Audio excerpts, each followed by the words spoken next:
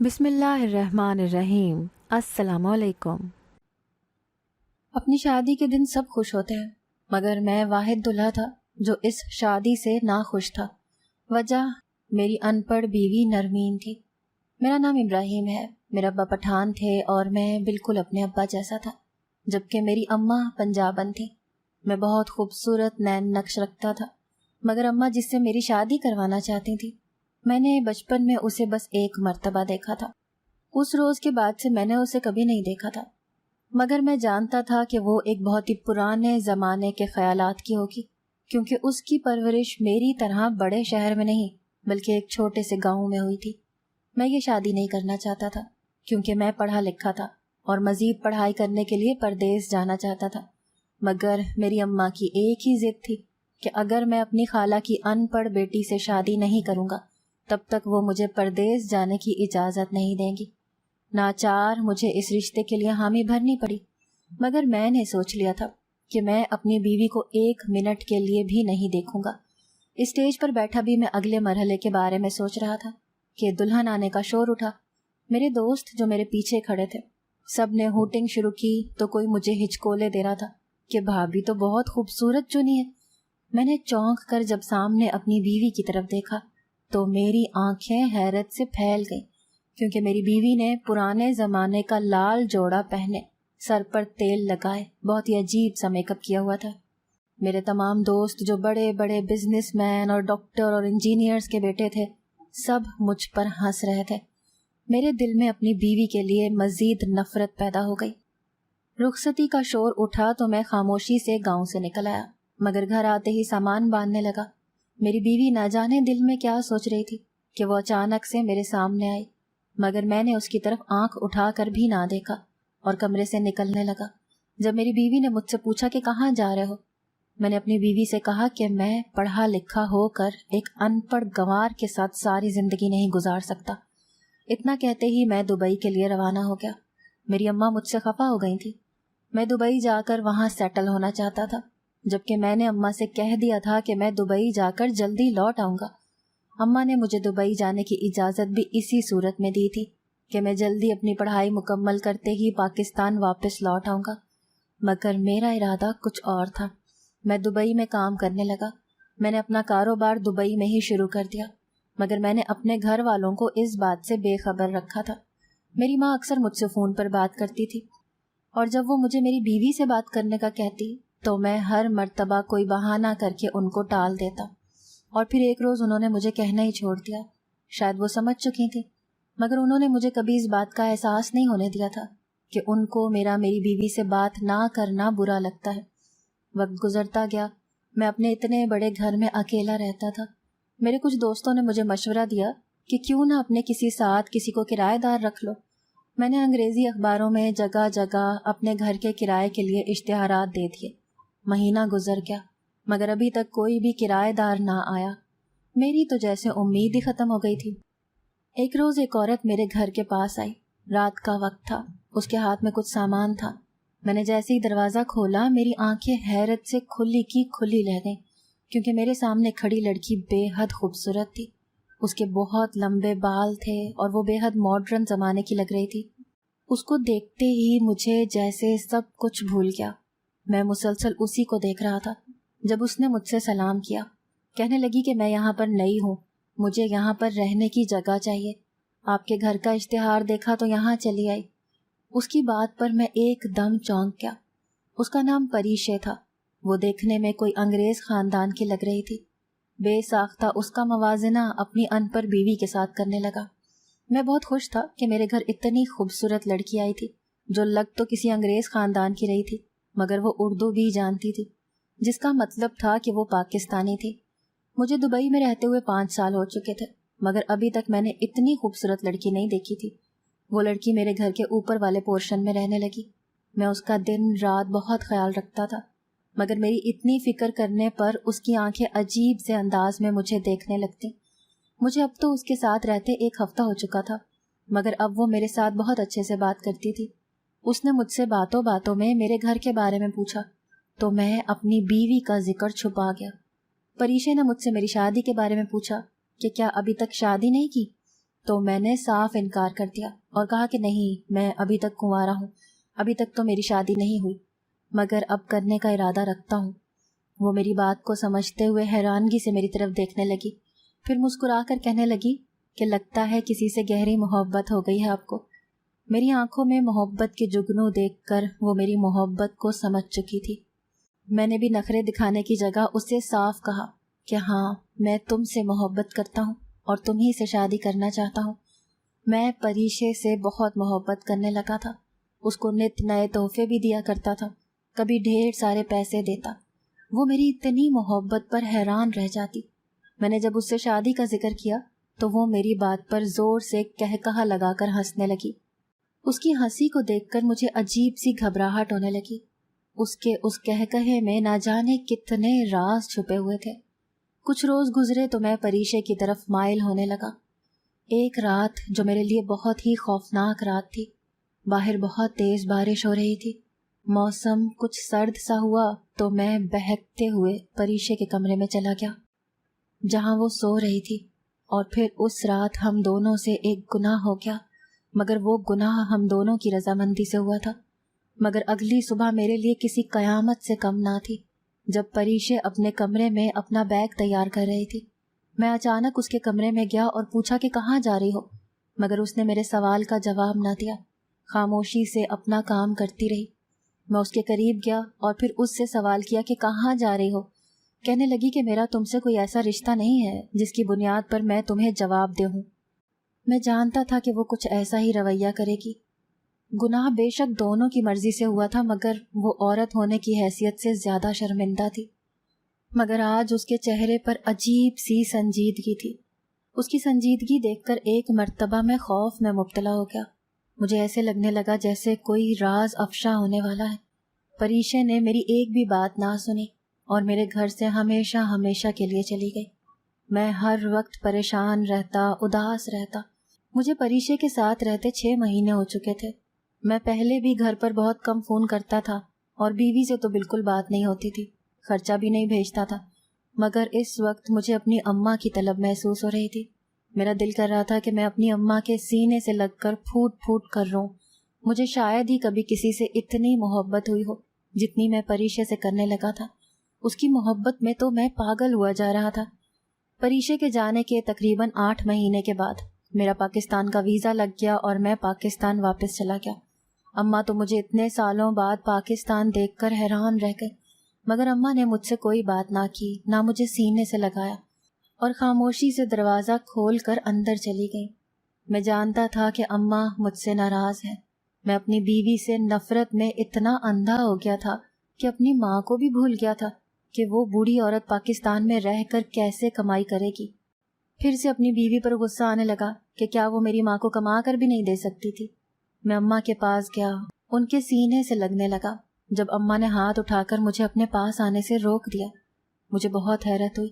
اماں نے کہا کہ جب تمہیں پچھلے 6 سالوں میں اپنی ماں کی، اپنی بیوی کی یاد نہیں آئی تو اب یہاں کیا کرنے آئے ہو؟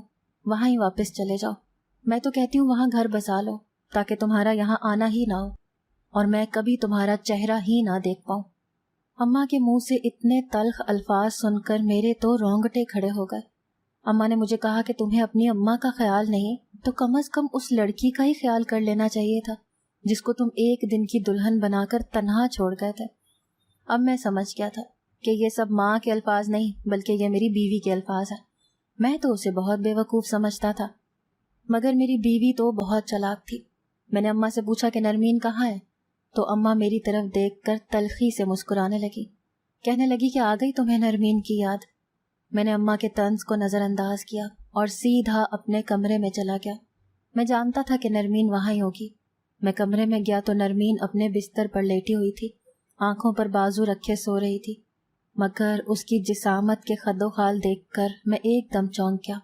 اس کا آج بھی وہی حلیہ تھا، بالوں پر تیل لگائے، آنکھوں میں سرما بھر بھر کے ڈالے، وہ سانولی سی رنگت والی آج بھی بالکل نہ بدلی تھی۔ مجھے ایسے لگا جیسے میں 6 سال پہلے لوٹ آیا ہوں جس روز میری شادی تھی، مگر میں نے آؤ دیکھا نہ تاؤ اور اپنی بیوی کو بازو سے پکڑے سیدھا کھڑا کر دیا۔ میں 6 سال بعد دبئی سے لوٹا تو دیکھا بیوی حاملہ تھی۔ میری غصے سے دماغ کی نسیں پھٹی جا رہی تھیں۔ میں نے اس کا بازو پکڑا اور اماں کے پاس لے گیا اور کہنے لگا کہ یہ سب کیا ہے، یہ میرا بچہ نہیں ہے۔ میری بیوی بد کردار ہے اور یہ آپ کی بھانجی میرے پیچھے کیا گل کھلاتی رہی ہے کہ آپ کو اتنا بھی علم نہیں۔ مگر اماں کے اگلے عمل نے تو میرے ہوش اڑا دیے جب اماں نے میرے چہرے پر زناٹے دار تھپڑ رسید کیا۔ میں حیرت سے اماں کو دیکھتا رہ گیا، لیکن جان تو تب نکلی جب اماں نے کہا کہ تمہاری بیوی پاک دامن ہے۔ میں نے اماں کی بات پر کوئی دھیان نہ دیا اور طیش میں آ کر بیوی پر پیٹرول ڈالا اور آگ لگا دی۔ تبھی اماں چیختی ہوئی بولی کہ تیری بیوی بد کردار نہیں ہے، اس کی کوکھ میں تیری اولاد ہے۔ میں حیرت سے اماں جی کی طرف دیکھنے لگا۔ پورے گھر میں میری بیوی کی چیخیں تھیں اور وہ بس ایک ہی بات کہے جا رہی تھی کہ میرے بچے کو بچا لو۔ میں اس کی بات سن کر ایک دم ہوش میں آیا اور جلدی سے بیوی کو ہسپتال لے گیا۔ ڈاکٹرز نے ہمیں بتایا کہ میری بیوی کی حالت بہت نازک ہے، اس کا پورا وجود جل چکا تھا۔ میں درندہ صفت انسان نفرت کی آگ میں اتنا جل رہا تھا کہ یہی بھول گیا کہ وہ ایک انسان ہے اور کسی کا قتل کرنا تو کبیرہ گناہ ہے۔ میں پریشان کن حالت میں ادھر سے ادھر چکر لگا رہا تھا، مگر دل عجیب سے وسوسوں سے گھبرایا ہوا تھا کہ کہیں اگر بچے کو کچھ ہو گیا تو۔ ڈاکٹر نے بچہ آپریشن سے نکال لیا پر بیوی مر گئی۔ بیوی کے مرنے کی خبر سنتے ہی میری ماں زور زور سے رونے لگی، کہنے لگی کہ تو نے ایک بے قصور کا قتل کیا ہے، خدا تجھ پر جنت کا سکون حرام کر دے گا۔ بیوی کی موت کی خبر سن کر میرا وجود لرزنے لگا تھا، مگر میں خود کو صحیح ثابت کرنے کے لیے اماں سے کہنے لگا کہ میں ابھی اس بچے کا DNA ٹیسٹ کرواؤں گا، دیکھ لینا یہ بچہ میرا نہیں ہوگا۔ میں حیران تھا کہ میں 6 سال سے جب پاکستان آیا ہی نہیں تو یہ میرا بچہ کیسے ہو سکتا تھا۔ میں نے جب بچے کا DNA ٹیسٹ کروایا تو وہ بچہ میرا ہی نکلا۔ DNA ٹیسٹ رپورٹ پر صاف الفاظ میں لکھا تھا کہ یہ بچہ میرا ہے۔ اب تو میں سر پکڑ کر بیٹھ گیا، کیسے یہ ممکن ہے؟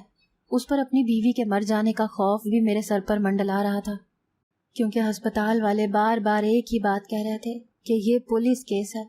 میں ہسپتال والوں کی بات سن کر بہت ڈرا ہوا تھا۔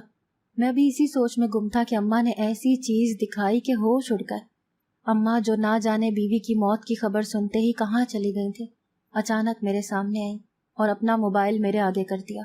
میں نے پہلے حیرت سے اماں کی طرف اور پھر جب موبائل کی طرف دیکھا تو مجھے ایسے لگا جیسے میرے پیروں تلے سے زمین نکل گئی ہو، کیونکہ سامنے کوئی اور نہیں بلکہ میری اور پریشے کی تصویر تھی۔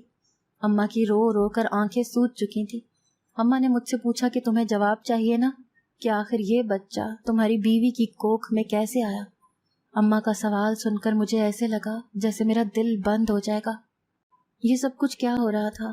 میں کچھ نہیں جانتا تھا۔ اماں کے پاس پریشے کی تصویر کہاں سے آئی اور میں اس بات سے بالکل انجان تھا۔ میں نے اماں سے پوچھا کہ یہ تصویر آپ کے پاس کیا کر رہی ہے اور آپ کو کہاں سے ملی؟ تو اماں طنزیہ مسکرانے لگی، کہنے لگی کہ اپنی بہو کی تصویر میرے پاس نہیں ہوگی تو کس کے پاس ہوگی؟ بہو لفظ پر میں نے چونک کر اماں کی طرف دیکھا۔ اماں نے کہا کہ تم نے جو کیا وہ ظلم تھا، اور ایسا ظلم جو ایک عام انسان برداشت نہ کر سکے، مگر میری بہو کی ہمت تھی جو پھر بھی تمہارے وجود کا حصہ اپنے ساتھ خوش دلی سے لیے پھر رہی تھی۔ تم تو اسے ایک دن کی دلہن بنا کر یہاں چھوڑ کر تنہا چلے گئے تھے۔ تمہیں اندازہ ہی نہیں کہ 5 سال اس نے کس طرح گزارے۔ وہ پل پل جیتی تھی، پل پل مرتی تھی۔ وہ ان پڑھ ضرور تھی، وہ گنوار ضرور تھی، مگر وہ دل کی بہت اچھی تھی۔ وہ بن ماں باپ کی بیٹی اپنوں کی محبت کو ترسی ہوئی تھی۔ میں جانتی تھی کہ اگر وہ کسی اور گھرانے میں جائے گی تو وہاں اسے وہ عزت، وہ مقام نہیں ملے گا۔ تبھی میں نے تم سے ضد کی تھی کہ تم اس سے شادی کر لو، مگر میں نہیں جانتی تھی کہ میری تربیت اتنی بری ہوئی ہے کہ تم انسانیت کے درجے سے ہی گر جاؤ گے۔ آج مجھے خود پر افسوس ہو رہا ہے کہ میں نے تم جیسی اولاد کو پیدا کیا۔ میں آنکھیں پھاڑے اماں کو سن رہا تھا، مگر اماں نے مجھے جو کچھ بتایا اس کے بعد تو میرے جینے کی وجہ ہی ختم ہو گئی۔ جب اماں نے کہا کہ 5 سال تمہاری بیوی یہاں پر رہنے کے بعد بالکل ختم ہو چکی تھی، تم نے تو کبھی مڑ کر نہ دیکھا کہ میری ماں اور میری بیوی کس حال میں ہے۔ تمہارے ابا کا دیا ہوا زیور جو برسوں سے میں نے سنبھال کے رکھا تھا، آخری وقت میں وہی ہمارے کام آیا۔ نرمین بس ہر وقت ایک ہی بات کہتی تھی کہ آخر میرا قصور کیا ہے؟ کیا یہ میرا قصور ہے کہ میں بغیر باپ کے پلی اور چچا اور چچی کی کفالت میں رہی، جنہوں نے اسے پڑھانے کی زحمت تک نہ کی؟ اماں کی آنکھوں سے آنسو بہہ رہے تھے، مگر مجھے ابھی بہت کچھ برداشت کرنا تھا۔ ابھی اماں مجھے کچھ کہتی کہ اس سے پہلے ہی ڈاکٹر نے میری بیوی کی لاش ہمارے سامنے لا کر رکھ دی۔ مکمل طور پر جل چکی تھی، اس کا چہرہ جھلس چکا تھا۔ تبھی ہم ہسپتال سے گھر لے گئے، مگر گھر میں تو جیسے کوہرام مچ گیا تھا۔ نرمین کی اماں گاؤں سے آ چکی تھیں اور بس ایک ہی بات کیے جا رہی تھیں کہ میری بیٹی نے تاعمر اپنے بیٹی ہونے کا قرض چکایا ہے۔ بیوی کی لاش میں سے بدبو پھیلنے لگی تھی، تبھی جلد سے جلد اس کی تدفین کر دی گئی، مگر اماں نے مجھے جنازے کے ساتھ بھی نہ جانے دیا۔ کہنے لگیں کہ قاتل کو ہرگز مقتول کا جنازہ پڑھنے کی اجازت نہیں ہے۔ تدفین کے بعد سب اپنے اپنے گھروں کو چلے گئے۔ پورا گھر بالکل خالی تھا کہ اچانک میرے بچے کے رونے کی آوازیں میرے کان میں سنائی دینے لگی۔ میں جلدی سے اپنے کمرے سے اٹھتا بچے کی آواز کی جانب بڑھا جو اماں کے کمرے میں سے آ رہی تھی۔ میں نے بغیر دیر کیے اماں کا دروازہ کھولا اور کمرے میں داخل ہو گیا۔ یہاں اماں بچے کو سلانے کی کوشش کر رہی تھی۔ میں نے جیسے ہی بچے کو پکڑنے کے لیے ہاتھ آگے بڑھایا تو اماں نے میرا ہاتھ روک دیا۔ کہنے لگیں کہ یہ بچہ تو تمہارا تھا ہی نہیں، تم نے تو کبھی اپنی بیوی کی طرف نظریں اٹھا کر بھی نہیں دیکھا تھا۔ پسند تو تمہیں پریشے تھی، اور شادی بھی تم پریشے سے کرنا چاہتے تھے، نرمین سے نہیں۔ اور ایک رات کا گناہ بھی تم نے پریشے کے ساتھ کیا تھا، نرمین کے ساتھ تو کوئی حلال رشتہ بنایا ہی نہیں تھا۔ تو پھر تم کیسے کہہ سکتے ہو کہ یہ بچہ تمہارا ہے؟ اب تو میں بالکل تھک چکا تھا۔ میں نے اماں سے پوچھا کہ آخر ایسی کیا بات ہے جو آپ مجھ سے چھپا رہی ہیں؟ اماں نے میری بات سنتے ہی طنزیہ مسکرانا شروع کر دیا اور کہا کہ تم اپنی بیوی کے ایک دن کا بھی قرض ادا نہیں کر سکتے۔ اماں کہنے لگیں کہ تمہارے جاتے ہی وہ ایسے ہو گئی تھی جیسے وجود میں کوئی جان نہ ہو، مگر میری سمجھ سے ہر چیز باہر تھی کہ میں کیسے اس بچی کو دوبارہ سے زندگی کی طرف لاؤں۔ میں جب بھی نرمین سے پوچھتی کہ تم پہلے جیسی کیسے ہوگی تو وہ کہنے لگتی کہ مجھے میرے شوہر کے پاس بھیج دیں، میں پہلے جیسی ہو جاؤں گی، مگر میں اتنے پیسے کہاں سے لاتی؟ ایک روز میں الماری صاف کر رہی تھی جب میری نظر تمہارے ابا کے دیے ہوئے گہنوں پر پڑی۔ میں نے ان زیورات کو پکڑا اور بیچ کر تمہاری بیوی کو دبئی بھیجا، کیونکہ ان زیورات سے زیادہ قیمتی اس بچی کی مسکراہٹ تھی جو میں نے اس کی شادی کے بعد سے اب تک نہ دیکھی تھی۔ پہلے تو وہ بہت گھبرائی ہوئی تھی، مگر وہ ان پڑھ بیچاری کیا کرتی، دبئی چلی گئی، لیکن وہاں رہنے اور کھانے پینے کے بھی پیسے اس کے پاس موجود نہ تھے۔ اس پر تمہاری تلاش انجان ملک میں ایک عورت کے لیے ناممکن تھا، مگر اس نے اللہ پر بھروسہ کر کے قدم بڑھایا۔ 4 سال اس نے وہاں کیسے کاٹے، اس کے بعد اس کی رب کی ذات جانتی ہے۔ میرا اس کے ساتھ رابطہ بالکل ختم ہو چکا تھا، اور رابطہ ہوتا بھی تو میں اس کے لیے کچھ نہیں کر سکتی تھی۔ اس پر تم نے مجھ سے بات کرنا چھوڑ دی، مگر حقیقت تو اس روز پتہ چلی جب وہ واپس آئی، مگر وہ اکیلی نہ تھی، اس کے ساتھ ایک وجود اور بھی تھا۔ پہلے تو میں گھبرا گئی، مگر جب حقیقت پتہ چلی تو جان میں جان آئی جب تمہاری بیوی نے بتایا کہ وہ تم سے مل کر آئی ہے۔ لیکن اس سے پچھلے 4 سال کی کہانی سن کر دل پھٹنے کو آ گیا تھا۔ جب وہ دبئی گئی تو انجان تھی، اس نے کئی راتیں سڑکوں پر کاٹی، دن وہاں انسانوں کے روپ میں جانوروں کو دیکھ کر جھیلے، دھوپ ہو یا چھاؤں اس نے وہاں گزارا کیا۔ اکثر اوقات جب اس کو کچھ کھانے کو نہ ملتا تو وہ وہاں کچرے میں پڑی روٹی بھی کھا لیتی۔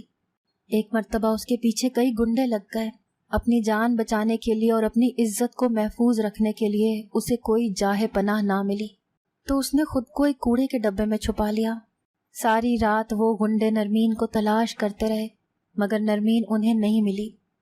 کوڑے کی بدبو سے نہ جانے نرمین کب بے ہوش ہوئی، مگر جب اس کی آنکھ کھلی تو اس نے خود کو ہسپتال میں پایا۔ وہاں پر اسے محسوس ہو رہا تھا جیسے چھوٹے چھوٹے کیڑے اس کے وجود پر رینگ رہے ہیں۔ وہ ایک رات کے اندر ہی اپنے ذہن پر اتنا بوجھ لے چکی تھی کہ اپنے ہوش میں نہیں رہی تھی۔ اسے ہسپتال کون لایا تھا وہ تو یہ بات بھی نہیں جانتی تھی، مگر ہسپتال میں 3 مہینے مسلسل رہنے کے بعد جب وہ کچھ بہتر ہوئی تو ہسپتال والوں نے اس پر بل کا خرچہ ڈال دیا، مگر اس کے پاس تو 1 روپیہ نہیں تھا۔ وہ 3 مہینے کا بل کیسے ادا کرتی؟ ہسپتال میں نہ جانے کیسے اس نے منت سماجت کر کے لوگوں کو اس بات پر مائل کیا کہ وہ جلد ہی ان کا قرضہ اتار دے گی، مگر انجان ملک میں انجان لوگوں پر کون بھروسہ کرتا ہے؟ وہاں ایک نیک صفت انسان موجود تھا، شاید درندوں کی دنیا میں ایک وہ واحد ہی انسان تھا جس نے نرمین کے ہسپتال کے نہ صرف بل بھرے بلکہ اسے اپنے ساتھ اپنے گھر لے گیا جہاں اس کی والدہ موجود تھی۔ اس نیک صفت انسان نے نرمین کو اپنے ساتھ 3 سال رکھا۔ نرمین نے ان 3 سالوں میں اسے اپنی ہر حقیقت بتا دی۔ اس نے کہا کہ میری کوئی بہن نہیں ہے، آج سے تم ہی میری بہن ہو اور تمہاری ہر چیز کی ذمہ داری میری ہے۔ جلد سے جلد تمہارا شوہر بھی تمہارے سامنے ہوگا، لیکن اس سے پہلے تمہیں خود کو بدلنا ہوگا۔ نرمین نے وہی کیا جو اس کے منہ بولے بھائی نے سکھایا تھا۔ نرمین نے خود کو بدل لیا۔ نرمین کا منہ بولا بھائی وقاص، جس نے نرمین کو نہ صرف پڑھنا لکھنا سکھایا بلکہ اسے اس قابل بنایا کہ وہ کسی بھی مرد کی آئیڈیل بن سکتی ہے۔ ایسا نہیں تھا کہ نرمین خوبصورت نہیں تھی، اسے بس تراشنے کی ضرورت تھی۔ اور پھر وقاص نے نرمین کو تمہارے گھر کا پتہ دیا۔ یہ 4 سال نرمین نے بہت محنت کی۔ اتنا آسان نہیں تھا خود کی ذات کو بالکل بدل لینا۔ اس نے صرف تمہاری خاطر خود کو بدل لیا، مگر اپنے دل میں تمہارے لیے ایک رتی برابر بھی بوجھ نہ رکھا اور نہ ہی کوئی نفرت کا ذرہ موجود تھا۔ وہ تو خوش دلی سے تمہارے پاس گئی تھی، مگر تم تو بے وفا نکلے۔ تمہیں اپنی بیوی کی پرواہ نہیں تھی مگر پریشے کی پرواہ تھی۔ یہ تو عقل مندی وقاص کی تھی جس نے نرمین کو اپنا اصل نام کسی کو بھی بتانے سے سختی سے منع کیا تھا۔ وہ اس روز نہیں مری تھی جس روز تم اسے یہاں تنہا ایک رات کی دلہن بنا کر چھوڑ گئے تھے۔ اصل موت اس کی اس وقت ہوئی تھی جب تم نے اسے پریشے سمجھ کر نہ صرف اس سے محبت کا اظہار کیا تھا بلکہ اس سے شادی کی بھی خواہش ظاہر کی تھی۔ اور پھر جب بس نہ چلا تو تم نے ایک گناہ کر لیا جو تمہارے لیے تو گناہ تھا مگر نرمین کے لیے اس کی مکمل زندگی تھی۔ جب وہ واپس آئی تو 1 مہینے بعد ہی نرمین حاملہ ہو گئی۔ پریشانی سے میری جان نکلی جا رہی تھی مگر اس نے مجھے تسلی دی، کہنے لگی کہ یہ آپ کی نسل ہے، اور پھر اس نے مجھے ساری حقیقت بتا دی۔ میں تو نرمین کے سامنے نظر اٹھانے کے بھی قابل نہیں رہی۔ میں اس سے اتنی شرمندہ تھی، میں نے اس کے آگے ہاتھ جوڑ لیے، مگر وہ اتنے بڑے دل کی مالک تھی۔ اس نے اتنا سب کچھ برداشت کرنے کے بعد بھی مجھ سے یہ کہا کہ غلطی آپ کی نہیں ہے، قصور میرا ہے۔ مجھے ایسے شخص کے ساتھ شادی نہیں کرنی چاہیے تھی جو میرے علاوہ کسی اور کو پسند کرتا ہو۔ میں اماں کی بات غور سے سن رہا تھا۔ مجھے معلوم ہی نہ ہوا کہ کب میرے آنسو میری آنکھوں سے بہنے لگے۔ مجھے اتنے بڑے کمرے میں بھی گھٹن محسوس ہو رہی تھی، جیسے ابھی میرا سانس بند ہو جائے گا، مگر مجھے ابھی جینا تھا۔ جو گناہ کیے تھے ان کا کفارہ ادا کرنا تھا، جو غلطیاں مجھ سے ہوئی تھیں ان کا مداوع کرنا تھا۔ اچانک سے گھر کا دروازہ کھٹکنے لگا۔ اتنی رات کو گھر میں کون آیا تھا؟ کوئی نہیں جانتا تھا۔ میں نے اماں سے کہا کہ میں دروازہ خود کھولتا ہوں۔ میں نے جیسے ہی دروازہ کھولا تو سامنے ایک بہت خوبصورت حسین جوان لڑکا کھڑا تھا، مگر میں اسے نہیں جانتا تھا۔ اس سے پہلے کہ میں اسے جان پہچان بڑھاتا میری اماں میرے پیچھے سے آئیں اور اس کا ماتھا چومنے لگی۔ مگر جان تو اس وقت نکلی جب اماں نے کہا کہ وقاص آؤ، اس وقت آئے ہو، خیریت ہے؟ مگر وقاص نے کہا کہ میں اپنی بہن سے ملنے آیا ہوں۔ میرا دل بہت گھبرا رہا تھا۔ جب سے وہ پاکستان آئی ہے تب سے وہ بالکل خاموش رہنے لگی ہے۔ آخر کہاں ہے میری بہن؟ میری اماں نے میری طرف ایک نظر دیکھا تو میرے وجود میں لرزش طاری ہو گئی۔ میرا پورا وجود زلزلوں کی زد میں تھا۔ اماں نے وقاص کو سب حقیقت بتا دی۔ وقاص نے مجھے مارنا پیٹنا شروع کیا اور پھر مجھے پولیس اسٹیشن بھیج دیا، جہاں مجھے عمر قید کی سزا ہو گئی۔ میرے لیے تو سزائے موت بھی کم تھی، مگر میرے پیچھے میری بوڑھی ماں اور میرے بچے کی کفالت کوئی نہیں اٹھا سکتا تھا۔ تبھی جج نے مجھے عمر قید کی سزا سنا دی۔ میرے بعد وقاص نے میرا گھر، میرے بچے اور میری اماں کو سنبھالا۔ میں نے جو کچھ اپنی بیوی کے ساتھ کیا تھا اس کے بعد میں جینا بھول گیا تھا۔ میں ہر وقت روتا رہتا تھا، اپنے گناہوں کی معافی مانگتا تھا، مگر کسی کا قتل کرنا معافی کے قابل نہیں تھا۔ میں جانتا ہوں کہ میری تمام عمر ایسے ہی کٹ جانی ہے، مگر ایک حسرت ہے جو ہمیشہ میرے دل میں ہی دبی رہ جائے گی، اور وہ یہ تھی کہ میں دنیا کا سب سے بدترین باپ، بدترین شوہر اور بدترین بیٹا ثابت ہوا تھا۔ میں اپنی بیوی سے معافی مانگنا چاہتا تھا، مگر اب پچھتانے کا کیا فائدہ جب چڑیاں چگ گئیں کھیت۔ مجھے تو اتنی بھی اجازت نہ تھی کہ میں نرمین کی قبر پر جا کر اس سے معافی مانگ سکتا۔ انسان ایسا ہی ہے، زندہ کی قدر نہیں کرتا اور مرنے کے بعد اپنے گناہوں کو یاد کر کے روتا رہتا ہے۔ میرے نصیب میں بھی تا عمر کے لیے رونا لکھ دیا گیا تھا۔ میری بیوی نے میری خاطر خود کو بالکل بدل لیا تھا، مگر میں ایک بے وفا انسان ثابت ہوا تھا، اور پھر بے وفائی بھی ایسی کی کہ جس کے بعد ایک صنف نازک زندہ لاش بن جائے۔ میں اتنا پتھر دل ہوں کب بنا، مجھے اندازہ ہی نہ ہوا کہ ایک نازک جان کو کیسے جلا دیا۔ اس وقت میری انا کا مسئلہ تھا کہ میری بیوی ان پڑھ ہے۔ کاش میں اس وقت اپنی بیوی کے دل کو جان پاتا تو خود کو سب سے زیادہ خوش نصیب سمجھتا۔ اگر آپ کو آج کی ہماری کہانی پسند آئی ہے تو اسے لائک کیجیے اور اپنے پیاروں کے ساتھ شیئر کیجیے، اور ہاں، اگر ابھی تک آپ نے ہمارا چینل سبسکرائب نہیں کیا تو ضرور کیجیے۔ ملتے ہیں کل ایک نئی اور دلچسپ کہانی کے ساتھ، تب تک کے لیے اللہ حافظ۔